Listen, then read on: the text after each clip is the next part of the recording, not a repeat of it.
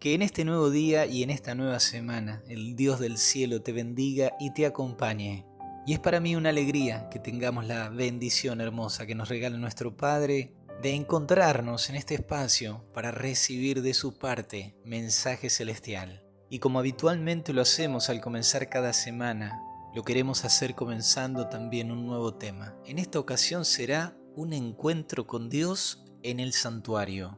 Y conforme a lo que nos enseña la palabra de Dios en relación al santuario, queremos extraer algunas enseñanzas que sean relevantes para nuestra vida espiritual.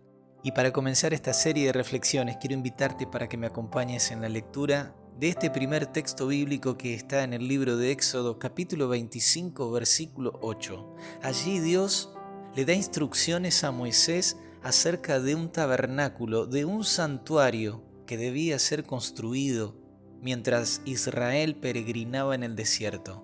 Este primer tabernáculo era desarmable, era una tienda que en las ocasiones cuando Israel tenía que movilizarse hacia otro lugar, tenía que ser desarmado para que llegando al lugar que Dios indicaba, volviera nuevamente a ser montado, a ser armado para que la presencia de Dios se manifestara en aquel lugar. De esta manera, todo el mobiliario y todos los materiales que conformaban la construcción del santuario eran transportables, y en cada lugar donde el pueblo de Israel acampara, lo primero que debía construirse en el centro del campamento era el tabernáculo de Dios, el santuario del Señor. Allí en el capítulo 25, versículo 8, Dios le dice a Moisés: «Y harán un santuario para mí, y habitaré en medio de ellos». Aquí vemos el propósito por el cual Dios quiere un lugar, un santuario, para que su presencia estuviera en medio de ellos. En realidad, en aquel lugar del santuario llamado el lugar santísimo, se manifestaba la presencia de la gloria de Dios, para que al ver esa gloria, su pueblo pudiera conocer de que Él era un Dios presente, un Dios que los acompañaba, un Dios que estaba constantemente al lado de ellos.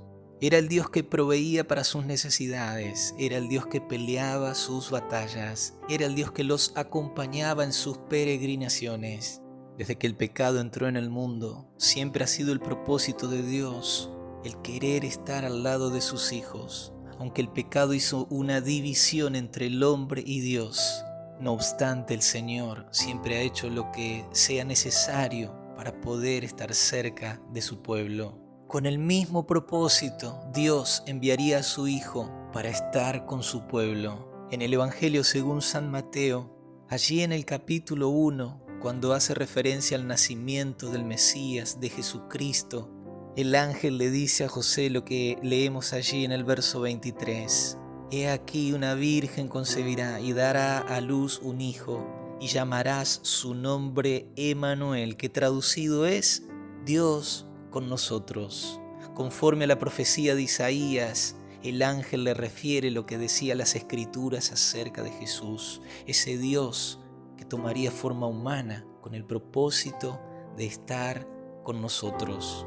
Y tal vez podríamos preguntarnos, ¿y qué tiene que ver el santuario con la venida de Jesús a este mundo? Es que refiriéndose justamente a la primera venida de Jesús, ahora el apóstol Juan en el capítulo 1, verso 14 dice: «Y aquel verbo», hablando de Jesús, «fue hecho carne y habitó entre nosotros, y vimos su gloria, gloria como del unigénito del Padre, lleno de gracia y de verdad». ¿Recuerdas que en el santuario se manifestaría la presencia de Dios mediante su gloria?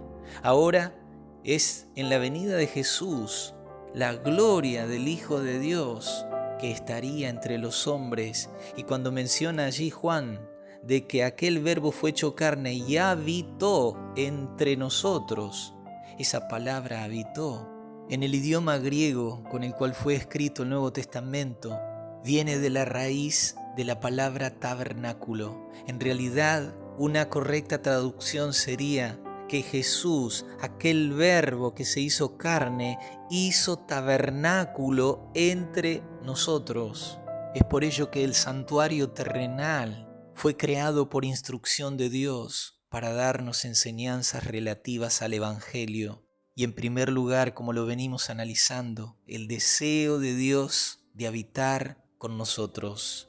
Y aunque Jesús estuvo en esta tierra y desarrolló su ministerio terrenal y ascendió a los cielos, no obstante el deseo de Dios nunca ha cambiado. Su deseo es permanecer con nosotros, o en este caso tal vez podríamos decir, permanecer en nosotros.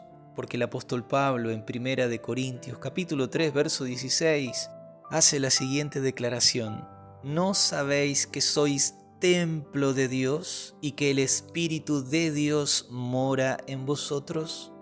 Ahora nosotros, nuestros corazones, nuestras mentes son el templo de Dios para morada del Espíritu Santo, porque siempre ha sido el deseo de Dios de habitar con su pueblo, de habitar contigo, mi querido amigo, mi querida amiga. Él desea un encuentro contigo.